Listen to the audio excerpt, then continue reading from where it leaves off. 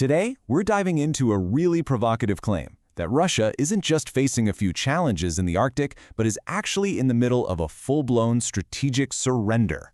So let's break down exactly how this analysis gets to such a dramatic conclusion. So the big question is Russia actually losing the Arctic? According to the analysis we're digging into, the answer is a hard yes, and the reasons it gives could totally reshape how we think about global power. Let's get into the first piece of that argument. All right, so the story kicks off with what this analysis calls a geopolitical checkmate. The whole idea here is that the strategic map up in Northern Europe has been so completely redrawn that Russia is kind of boxed in, with no good moves left to make. Okay, so the first piece of this checkmate, it's the Baltic Sea. The source claims that Russia's historic naval gateway to the Atlantic is now, for all intents and purposes, a closed door. It's been strategically sealed off by its neighbors. And what does that do? It forces a huge pivot to the north. So you'd think Russia would just turn to its massive Arctic coastline, right? Expecting this wide-open frontier. But nope, instead it smacks right into what this analysis calls a NATO Wall. The argument is that the Arctic isn't some contested space anymore. It's become a consolidated zone, pretty much controlled by NATO. So how did this wall get built, you ask? Well, the source points to a whole bunch of things coming together at once. You've got an expanded Northern Alliance, command structures that are all integrated, really advanced surveillance networks, and constant coordinated military exercises.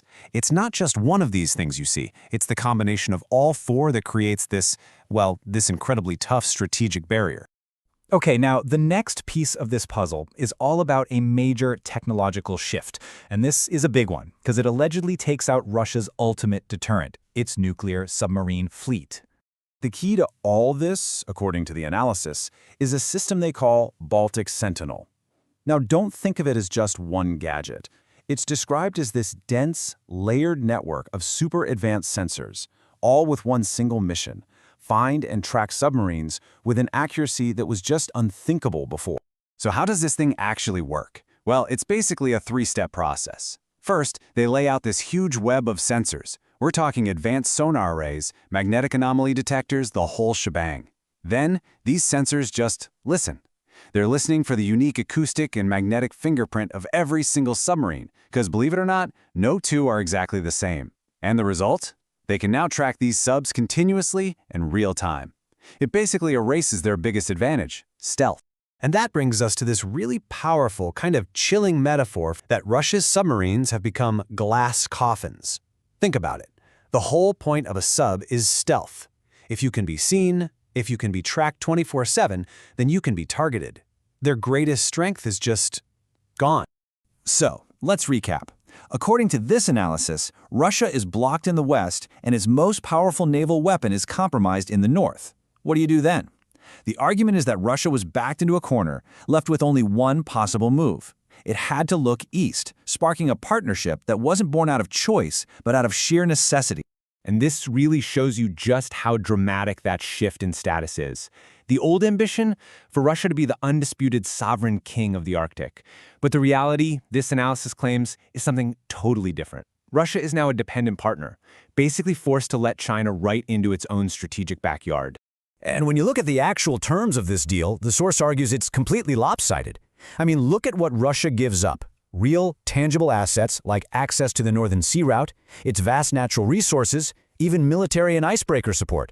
And what does China get in return? A strategic foothold, economic power.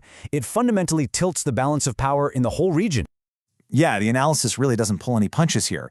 It uses another really potent phrase, claiming this whole dynamic basically turns Russia into Beijing's resource colony.